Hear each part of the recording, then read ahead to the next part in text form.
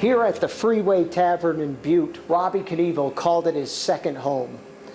Well, the Butte daredevil and son of Evel Knievel has gone home. He passed away at 60. Now, that's not a long life, but those who knew him said he lived many lifetimes in those years.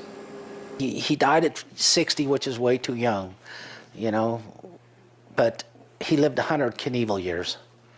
You know, Robbie was always on the move, and he had a great spirit, but, you know, he's at peace now, and so we can thank God for that. Knievel died from pancreatic cancer at home in Nevada, January 13th.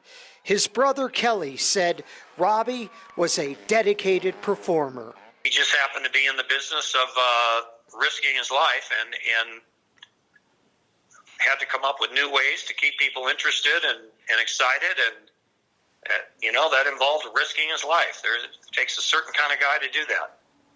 Bill Rundle spent decades assisting Robbie Knievel with his record-breaking jumps.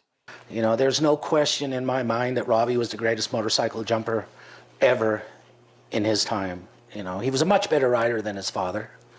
And Robbie just had a lot of talent. I remember being on so many jumps with Robbie, and the little kids would come up and, you know, he'd go right over to him and sign him autographs or give him something. You know, Robbie was just so good to so many people.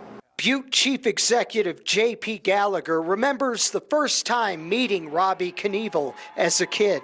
I was going to deliver my paper out when I was about 13 years old, and I found him wrecked on his motorbike underneath the underpass on Harrison Avenue, and he actually was unconscious and got taken to the hospital at that time. But that's kind of the life that Robbie lived, right? He lived on the edge all the time. Rundle was able to call Robbie one last time before his death.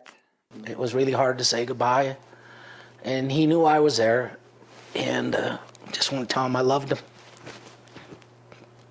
And it was a great ride. In Butte, John Amy, MTN News.